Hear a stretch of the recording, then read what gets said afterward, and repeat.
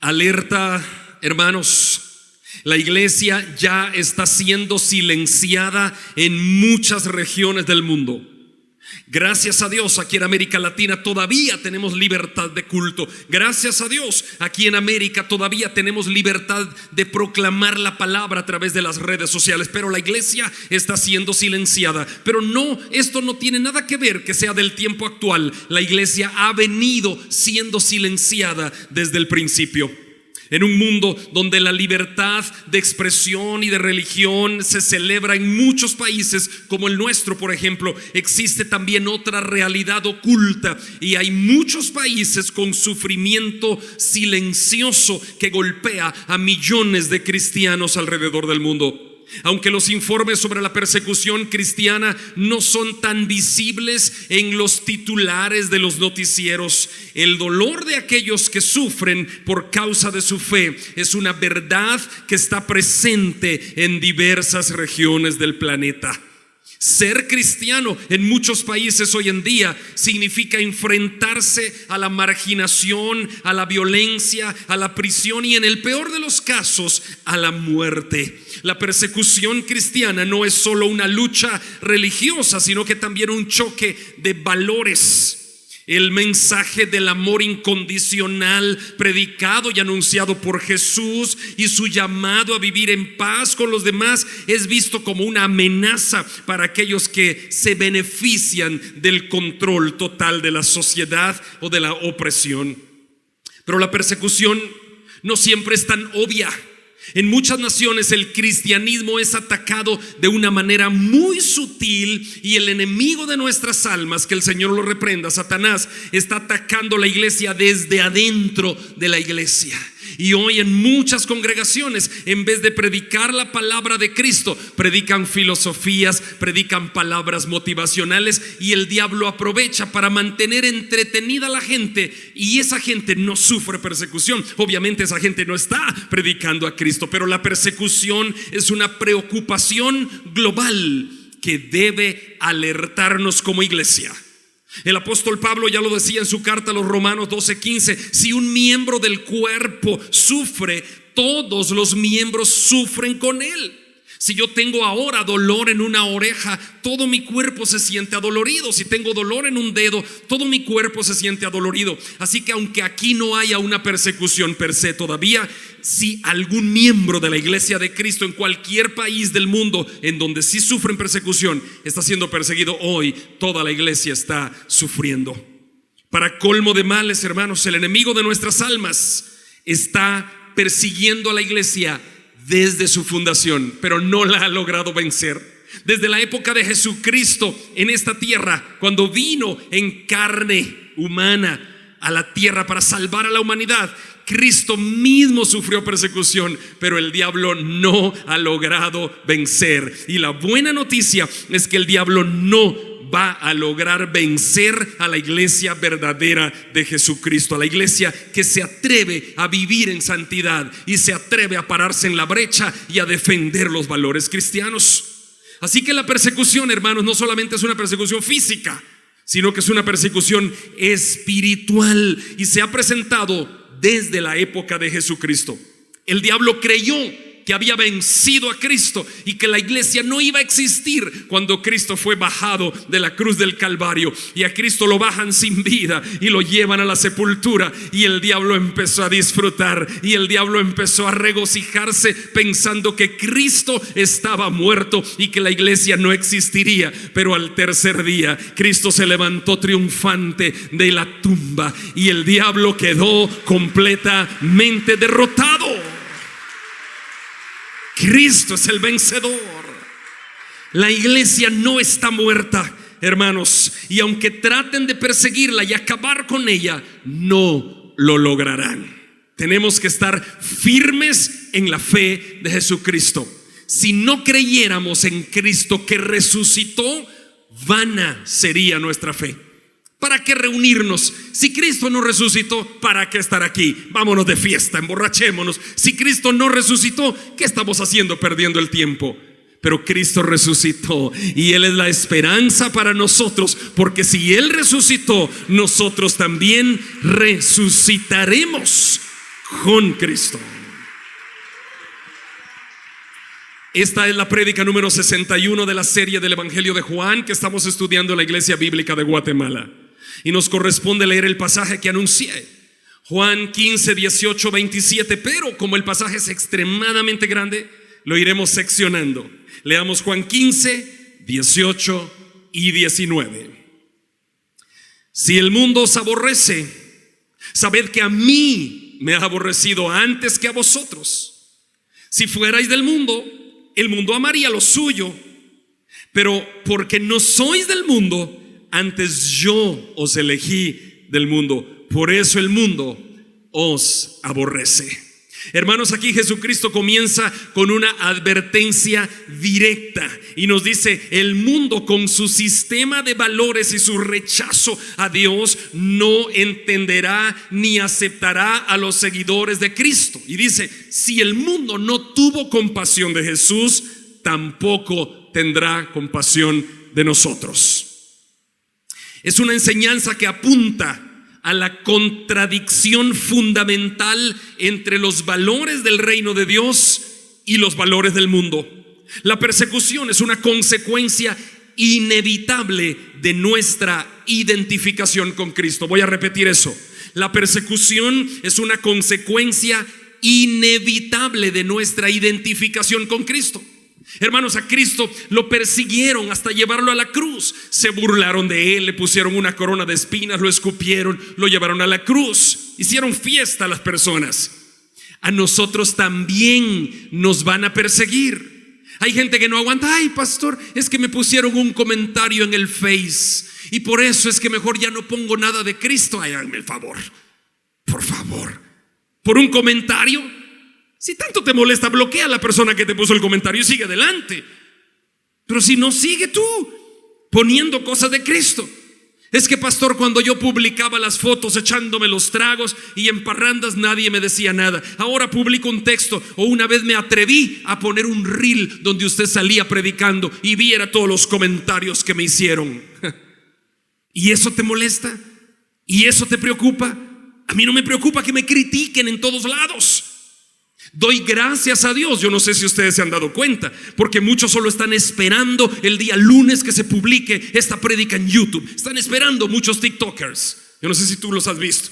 Y esperan y agarran mi prédica y la hacen pedazos y me comparan con otros. ¿Ya has visto esos videos que se viralizan por ahí? Y me decía un hermano, allá atrás está el hermano: hermano, a mí me molesta que hagan eso. Yo le decía: pero yo no tengo la culpa, yo no sé quién lo hace. Pero gracias a Dios que a mí me ponen como una referencia de sana doctrina. ¿Se han dado cuenta de eso? Siempre que me comparan con cualquiera, me ponen como una referencia de sana doctrina. Pero no soy yo solo, somos todos nosotros, la iglesia bíblica. Pero si un día esa persecución fuera en contra de nosotros o en contra mía directamente, ¿qué haríamos? ¿Vamos a volver atrás? ¿Vamos a dejar de publicar? No, porque Cristo fue perseguido, nosotros también. Pero a mí no me persiguen porque soy yo, porque tengo esta carne, esta cara. No, es cierto que soy feo y todo, ya no oigo, orejón, pelón, chulco, pero no me persiguen por eso. Me persiguen porque me identifico con Cristo. Y a ti no te persiguen por ti, a ti te persiguen porque te identificas con Cristo. Pero ¿cómo te identificas con Cristo? En tu trabajo, en la universidad, en el colegio, en todo lugar.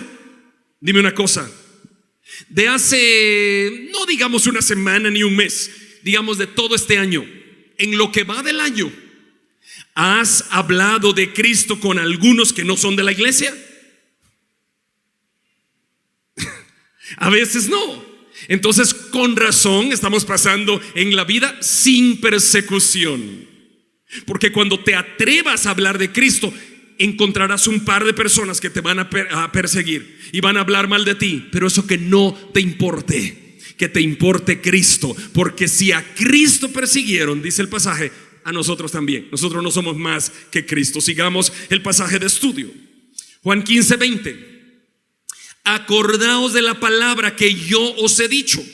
Aquí está lo que les decía: el siervo no es mayor que su señor. Si a mí me han perseguido, también a vosotros os perseguirán. Si han guardado mi palabra, también guardarán la vuestra.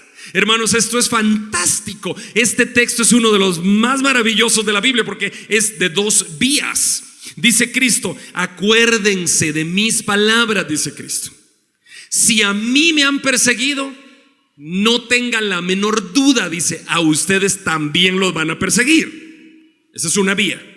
Y la otra vía dice, si han guardado mi palabra, o sea, si algunos de ustedes o todos los discípulos de Cristo han guardado su palabra, también guardarán la de ustedes. Entonces, hermanos, aquí tenemos que estar seguros de dos cosas. Primero, tenemos que estar seguros que en el momento que nos quitamos la ropa del mundo y nos identificamos y nos ponemos la camiseta de cristianos y nos identificamos con Cristo, seguros que nos van a perseguir. Eso dice el pasaje. Y segundo, dice, si a Cristo le creyeron y guardaron su palabra, también nosotros, cuando testifiquemos, va a haber más de alguno que crea nuestra palabra y la palabra de Dios y va a guardar la palabra de Cristo. Así que, ¿a qué nos está llamando el pasaje? A que no nos importe la persecución, sino a hablar de Cristo, hablar de Cristo, hablar de Cristo. ¿De qué hablas en la mayoría del tiempo de tu empresa? Del fútbol. Yo tenía unos compañeros de trabajo hace muchísimos años que los lunes, típico día de hablar de fútbol, ellos arreglaban todo el fútbol nacional como si fueran los mejores entrenadores o exfutbolistas que existieran. Toda la mañana yo estaba hasta aquí de oírlos hablar de fútbol. Y el radio que teníamos, el receptor, toda la mañana con cosas de fútbol. Y cambiaban de estación a otra, fútbol. Yo decía, estos ya que se calmen. Yo terminé aborreciendo el fútbol por esos compañeros. Ya yo estaba hasta aquí. Según ellos que Guatemala estaba en un top mundial del fútbol. El martes ya hablaban de los tragos que se habían echado en el domingo y hablaban de todo el jolgorio, las fiestas a donde habían ido. El miércoles empezaban a trabajar. El jueves ya preparándose para el sábado chiquito.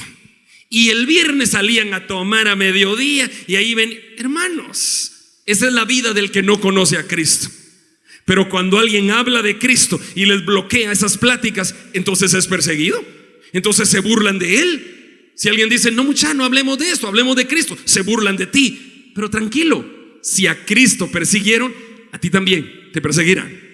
Pero si en Cristo creyeron, en ti también creerán. Eso dice el pasaje. Así que vale la pena guardar tu testimonio. Si dices que eres cristiano, vive como cristiano, hermanos. Yo no le puedo decir a mi hija, no fumes, y si yo llego fumando a la casa, qué contradicción. Si yo digo, soy cristiano, voy al cielo, pertenezco a Cristo, tengo que vivir alejado del pecado y como tal, porque si no, de nada sirve. Es que esa es la razón. Sigamos, Juan 15:21. Mas todo esto os harán por causa de mi nombre, porque no conocen al que me ha enviado. Hermanos, ¿por qué nos persiguen? ¿Por qué se burlan de nosotros? Por causa del nombre de Cristo. ¿Por qué? Porque no conocen a Dios el Padre. Eso dice el pasaje. Se burlan de ti por causa de Cristo, porque no conocen a Dios el Padre. Ahí está. Es un triángulo. Tú quedas en último lugar, burlado tú, porque ellos no creen en Cristo, porque no conocen al Padre. Hermanos, nadie puede conocer al Padre. Hay una de las mentiras más grandes que se escribe por ahí en cualquier red social y dice, todos los caminos conducen a Dios, todas las religiones llevan a Dios. Error, no es cierto. El único camino al Padre es Jesucristo y nadie más. Si la gente no conoce a Cristo, no puede conocer al Padre. El camino al Padre es Cristo. Tienes que pasar por Cristo, por la cruz, por la muerte y por la resurrección para llegar al Padre. Si no pasas por esto, no puedes conocer al Padre. Eso es el Evangelio. Eso es el Evangelio. Por eso predicamos el Evangelio, a Cristo resucitado. ¿Qué es el Evangelio? Por si a alguno le queda dudas todavía. ¿Qué es el Evangelio, hermanos? Una pregunta de Prekinder 1 en teología.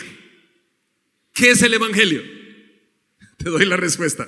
El evangelio es que Cristo, siendo Dios, vino a la tierra como hombre, vivió entre los hombres, fue a la cruz, fue a la tumba, resucitó, regresó al cielo y vive para siempre, para que todo aquel que en él cree no se pierda, mas tenga vida eterna. Ese es el evangelio. Cuando tú dices soy evangélico, es porque crees en eso que te conté. Eso es el evangelio. Eso es ser evangélico.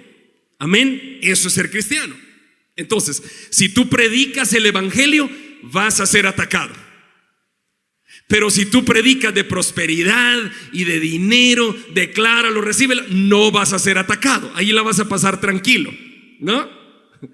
Así que el evangelio es poder de Dios para salvar, pero es locura para los que se pierden. Es locura para la sabiduría humana. Sigamos. Juan 15, 22, 23. Miren, esto es una advertencia para nosotros. Dice: si yo no hubiera venido ni les hubiera hablado, entonces no tendrían pecado. Pero, hay un pero ahí, ahora ya no tienen excusa por su pecado. Wow. Esto es para decir, wow. Repito el 22. Si yo no hubiera venido ni les hubiera hablado, no tendrían excusa, no tendrían pecado, perdón. Pero ahora no tienen excusa por su pecado. El que me aborrece a mí, también a mi Padre aborrece.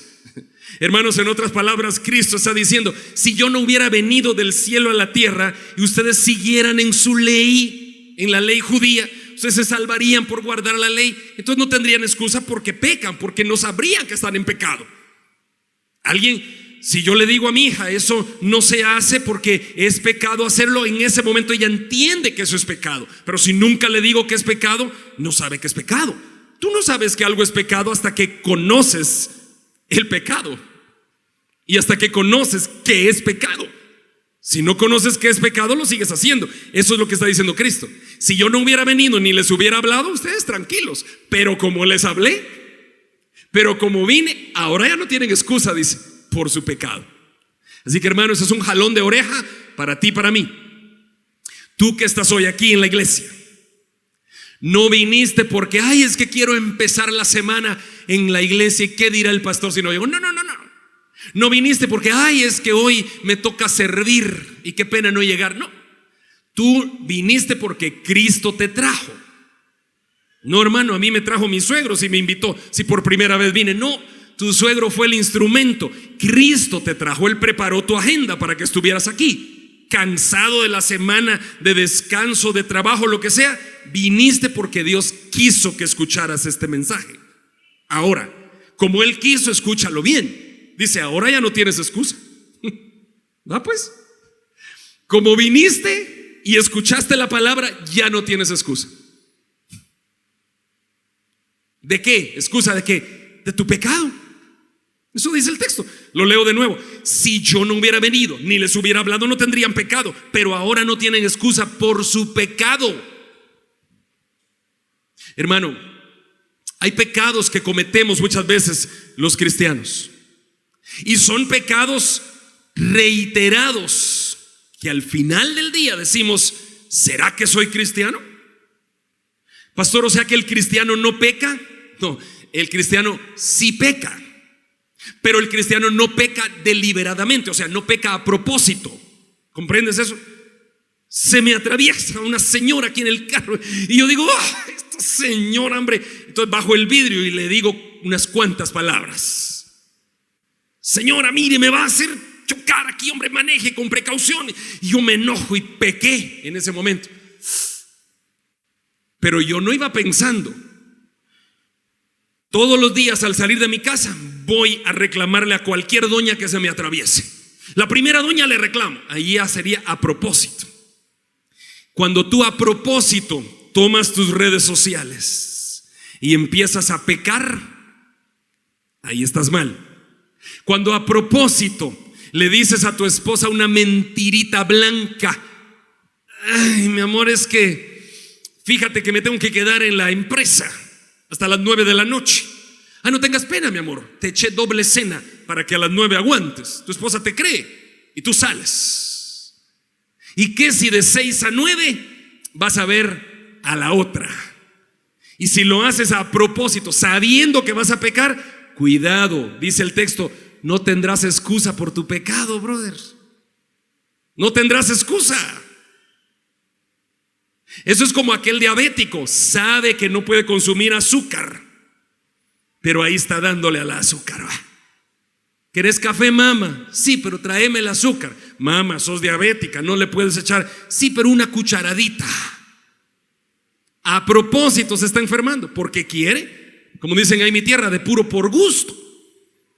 Si tú eres diabético, deja el azúcar, deja la harina, deja las papas, deja las frituras, deja el arroz, deja los macarrones, las pastas, y vas a ver que te pones bien. Empieza a tomar jugos verdes, limón, manzana verde, pepino, apio. Todas las mañanas haz ejercicio, agua pura, ejercicio, agua pura. Ven, comen pollito de vez en cuando, huevito aquí, frijolitos por allá, más licuados verdes. Estás bien. Cuando vas al médico, usted no necesita insulina. ¿Por qué? Tienes disciplina. Me hace daño eso, lo dejé para siempre. El pecado es así. El pecado te hace daño, déjalo para siempre. Mucha gente no vive en victoria en la vida cristiana porque no deja el pecado para siempre. Quiere tener un pie en la iglesia y uno en el mundo. En la iglesia me echo mi lágrima y en el mundo mi bailongo. En la iglesia mi santa cena y en el mundo mi capirulazo. En la iglesia con mi esposa y en el mundo con mi amante.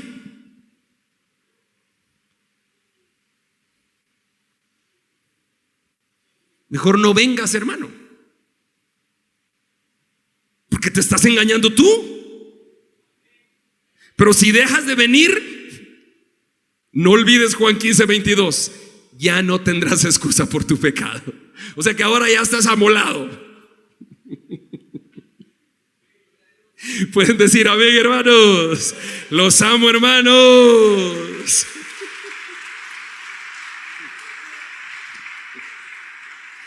Juan 15:24-25. Si yo no hubiese hecho entre ellos obras que ningún otro ha hecho, no tendrían pecado. Pero ahora han visto y han aborrecido a mí y a mi Padre. Pero esto es para que se cumpla la palabra que está escrita en su ley. Sin causa me aborrecieron. Hermanos, este pasaje es similar a lo que acabo de explicar. Por lo tanto, no voy a volver a insistir en esa explicación que ya les di. Pero dice Cristo, si yo no hubiese hecho entre ellos ninguna obra, entonces no tendrían excusa. Pero ahora tienen pecado porque viéndome hacer las obras no creen. Pero luego dice algo interesante, dice 25. Pero esto es para que se cumpla la palabra que está escrita ¿dónde? Él no dice en nuestra ley judía, dice en su ley. En su ley.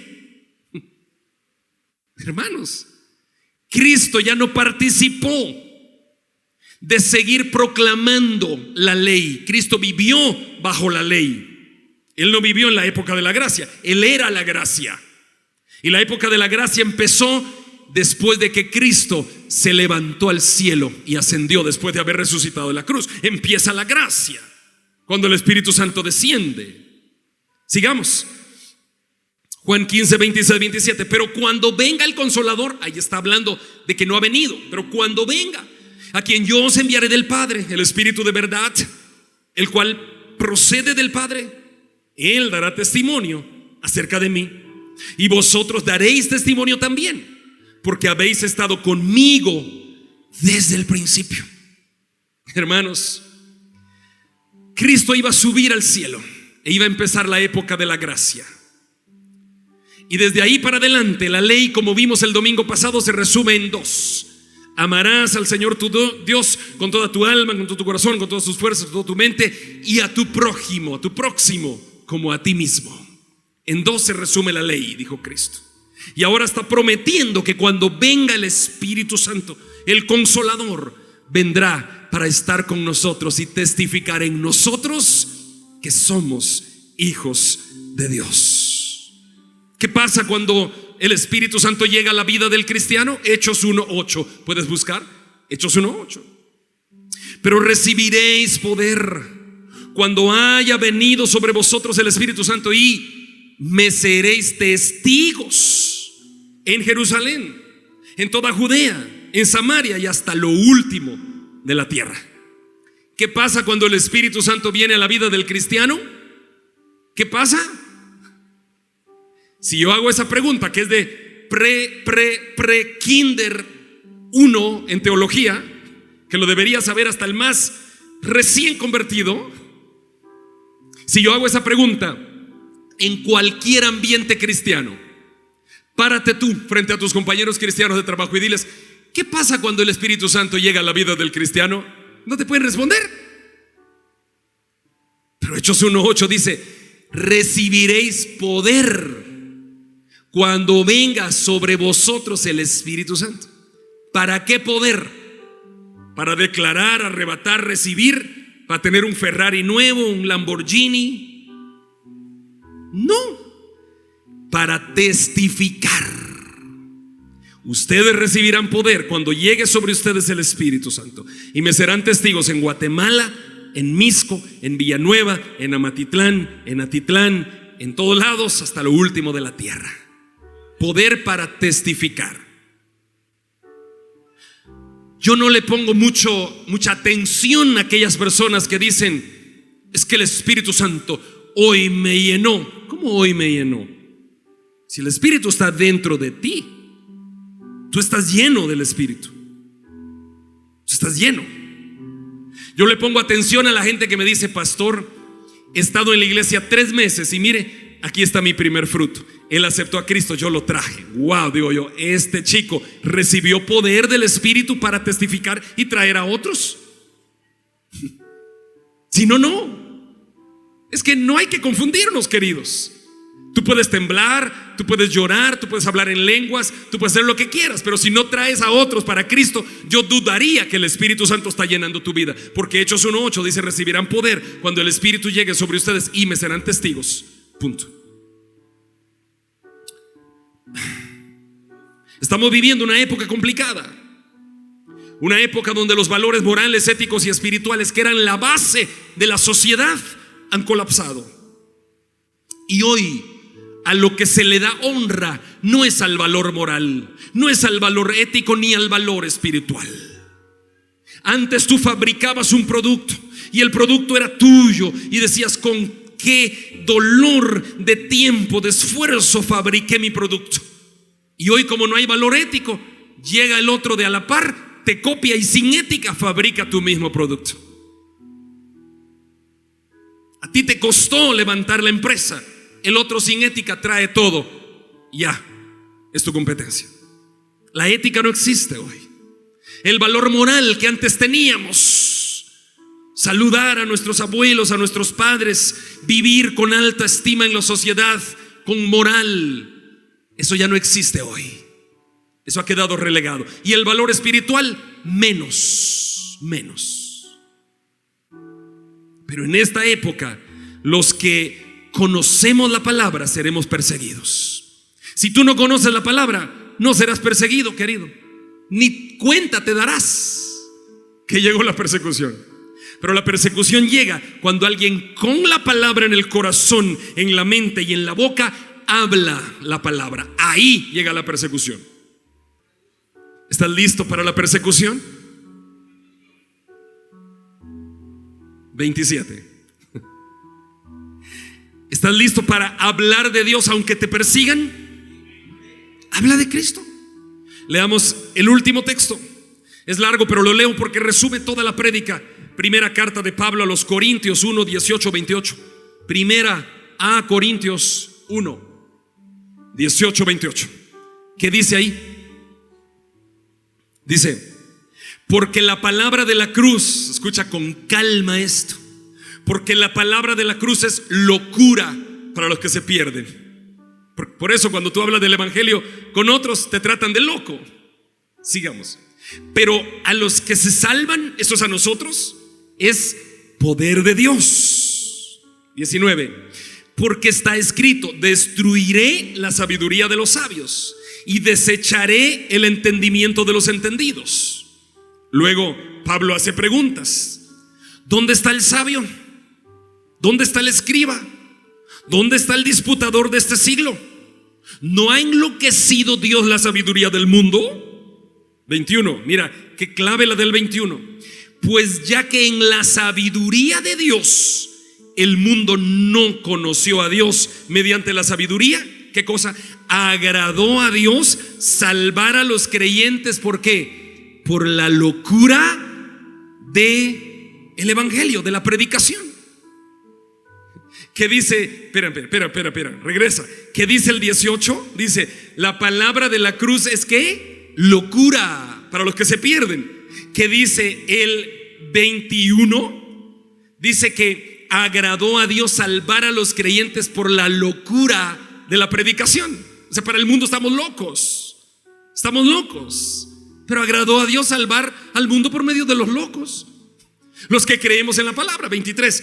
Pero nosotros predicamos a Cristo crucificado, para los judíos ciertamente tropezadero, y para los gentiles locura, mas para los llamados, así judíos como griegos, Cristo, poder de Dios y sabiduría de Dios.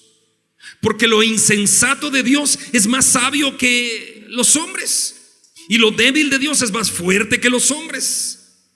Pues mirad, hermanos, vuestra vocación, que no sois muchos sabios según la carne. O sea, hagan una pausa. Mírense, dice Pablo, mírense aquí entre ustedes. Pues yo no veo muchos sabios según la carne. Aquí no hay muchos filósofos, aquí no hay muchos sabios, dice Pablo, según la carne. Sigamos leyendo.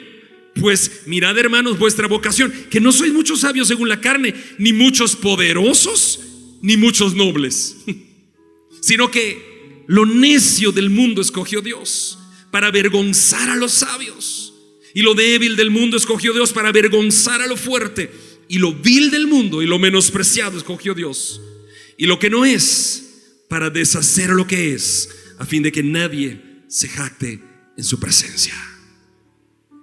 Hermanos, para el mundo tú eres necio, para el mundo tú eres insensato, tú no eres noble. No perteneces a la nobleza ni al poder. ¿Hay aquí algún poderoso que me diga quién es? Va a conseguir algo ahí para la iglesia. Si tienen tanto poder, que me diga. Pues no hay. ¿Hay algún noble acá? No.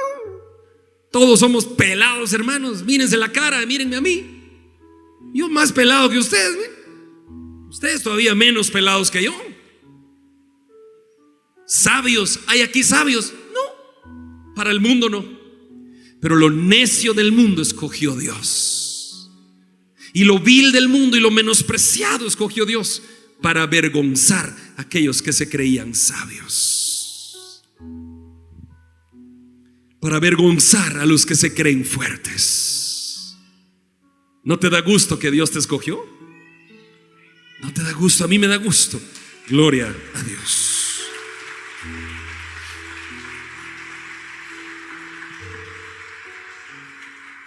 Entonces recuerda, recapitulo el mensaje. Si la persecución llega a ti, estás en el camino correcto. Si alguien se burla de ti, estás en el camino correcto. Gózate. ¿Por qué? Porque estás hablando de Cristo, y no se burlarán de ti, se burlarán de Cristo. Pero al burlarse de Cristo se burlan del Padre, y al burlarse del Padre no heredan la vida eterna. Así que tú, tranquilo, déjalos en paz. ¿Habrá alguien que quiere aceptar la locura del evangelio en este culto? Alguien dirá: pastor, yo quiero aceptar esa locura del evangelio, que es poder de Dios. ¿Quieres aceptar a Cristo? Acércate a Dios y Él se acercará a ti. Te invitamos a conectarte con la palabra de Dios todos los días, a través de este canal, en esta red social. Si vives en Guatemala, te esperamos en nuestras reuniones semanales. Iglesia Bíblica de Guatemala. Predicamos la verdad de las Escrituras.